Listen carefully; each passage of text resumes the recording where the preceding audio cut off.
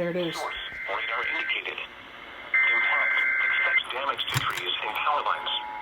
This severe thunderstorm will be near Claremont and Cabin Point around 6:50 p.m. Eastern Daylight Time. Waverly around 7:05 p.m. Denver and Elmira around 7:10 p.m. Eastern Daylight Time. Wakefield around 7:15 p.m. Other locations impacted by the severe thunderstorm include Taylor's Corner, Woods Fort, Parsley, Spring Grove, Brandon, Ellis Fort, Dell Crossroads, Martin, Walton Corner, and Oakville Corner. For your protection, move to an in southeastern Virginia until 7:15 p.m. At 6:47 p.m. Severe thunderstorm was located over Brownsville, near Claremont, moving southeast at 35 miles per hour. Hazard, 60 miles per hour wind gusts. Source, radar indicated. Impact, expect damage to trees and power lines.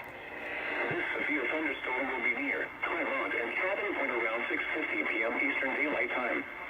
Waverly around 7:05 p.m. Denver and Elmira around 7:10 p.m. Eastern Daylight Time. Wakefield around 7:15 p.m.